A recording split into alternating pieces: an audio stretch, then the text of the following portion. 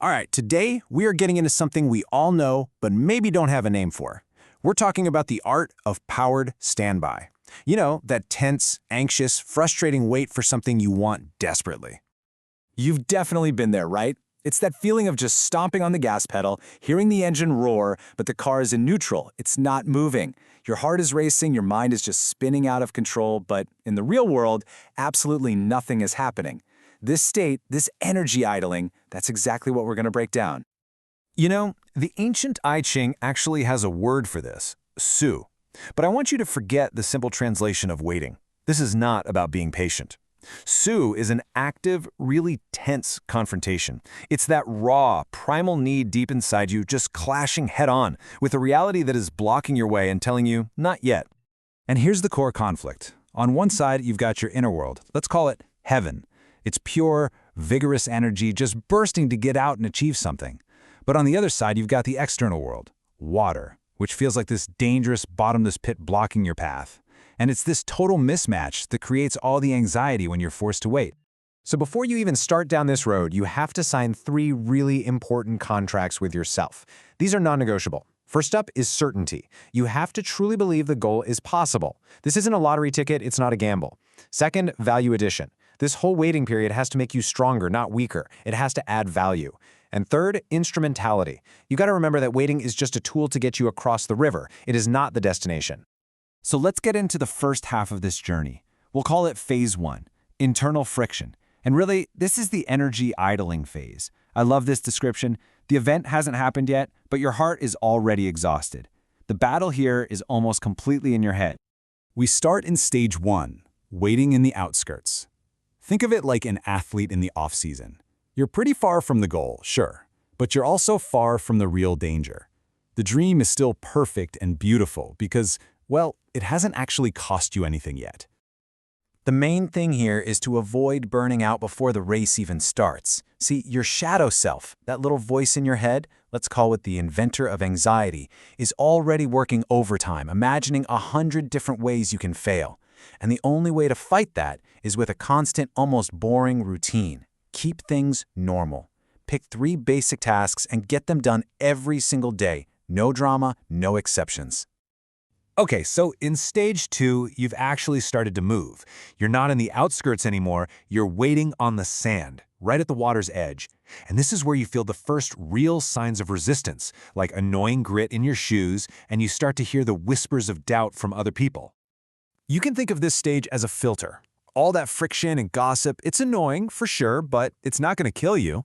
The biggest mistake you can make is to have a glass heart, letting your shadow self, the sensitive debater, drag you into pointless arguments with every single critic. So, what's the action? Increase your bluntness. Just treat all that external chatter like white noise and stop feeling the need to explain yourself. And that leads us to a really critical moment, stage 3, waiting in the mud. This is what happens when you've pushed too hard, too fast, and now you're stuck. You've invested so much that the idea of pulling back just feels impossible. Now this is where your own mind can really turn against you. The mud you're stuck in, it's your own obsession. And being stuck triggers your paranoid victim shadow, which starts projecting imaginary enemies, these bandits. You go into hyper-defense mode, and suddenly everyone seems like a threat. The only way out? You have to disarm. Stop thrashing around. The person you think is a bandit might actually be the one trying to pull you out. And that struggle pushes us into phase 2, radical acceptance. We've officially crossed over from internal friction to external reality. The challenges aren't in your head anymore. They're real, they're happening, and they're costly. But here's the strange part. As the event finally unfolds, the anxiety disappears. It's replaced by this weirdly calm survival instinct. Stage 4 is, well, it's pretty stark. You are waiting in blood. What this means is you are in the game, but you are paying a very heavy price to stay there. You are actively losing something important, your health, your money, your peace of mind, just to hold your position.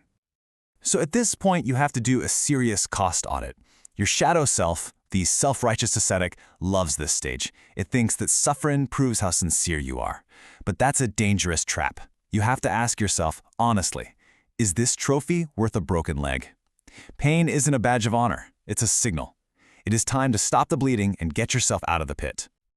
But after the sheer brutality of stage 4, we get to this incredible turning point. Stage 5, waiting with wine and food. You are right in the heart of the danger, in the middle of the storm, and yet you find a moment of peace, of real pleasure, of just nourishing yourself. This is the great reversal. You completely shift from desperately seeking something outside of you to nourishing what's inside you. And you realize, maybe for the very first time, that you can actually live without that thing you wanted so badly. You can still enjoy a good meal, right here, right now. And this isn't escapism. This is about taking your power back by finding stability in the present moment. And that brings us, finally, to stage 6. You did it. You made it through. You've entered the hole, that safe place you were fighting to reach. You got the job, you launched the company, whatever it was. But just as you're about to relax, there's a knock at the door. And this reveals the great paradox of success, doesn't it? The finish line is always just another starting line. These uninvited guests are new problems, new opportunities, new people. The mistake here is to become the arrogant excluder who tries to shut the door on this new complexity. The real power move is to open the portal, welcome them in, because in the real world, trouble and opportunity always show up together.